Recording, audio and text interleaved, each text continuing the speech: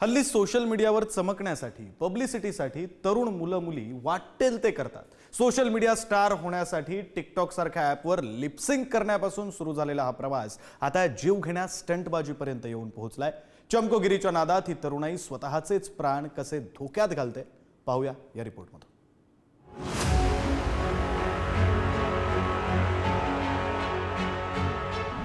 पूर्वी स्टंटबाजी किंवा चमकोगिरी केली जायची ती थ्रिल यावं यासाठी, आता केली जाते ते रील चांगली यावी यासाठी। सोशल मीडियावर रीलबाजी करण्यासाठी नसतं धाडस केलं जातं आणि मग हे धाडस जीव घेणं ठरतं।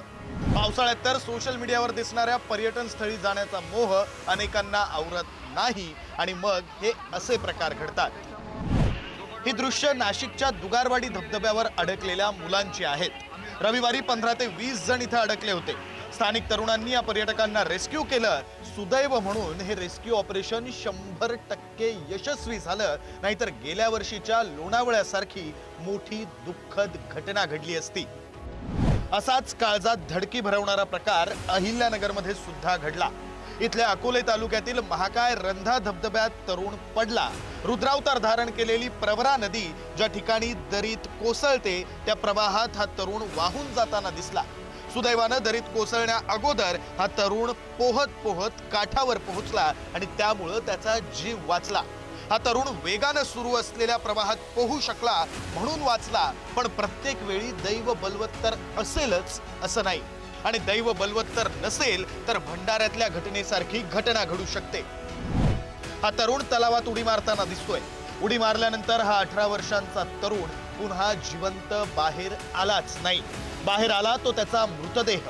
ही घटना भंडारा जिल्ह्याच्या पवनी तालुक्यातील अड्याळ जवळ असलेल्या सोनेगाव शिवारात घडलीय।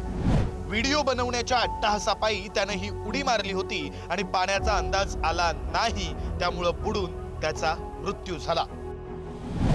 या सगळ्या घटना होत्या पर्यटन स्थळांवर घडलेल्या, पण पुढची घटना वेगळी आहे। लोकल ट्रेनवर केलेल्या स्टंटबाजीमुळे नवी मुंबईत तरुणाचा जीव जाता जाता राहिलाय। नेरूळ रेल्वे स्टेशन जवळचा हा धक्कादायक प्रकार आहे। ओव्हरहेड वायरला हात लागला आणि त्यात तरुण गंभीर जखमी झाल्याचं या दृश्यांमधून लक्षात येतंय। या सगळ्या घटना मागच्या 2 ते 3 दिवसातल्या आहेत। या आधी सुद्धा अशा घटना घडल्यात।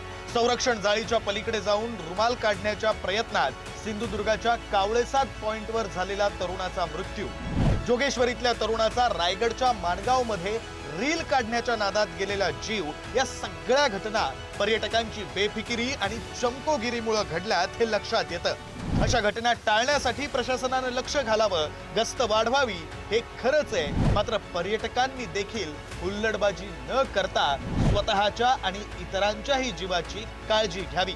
ब्युरो रिपोर्ट, पुढारी न्यूज।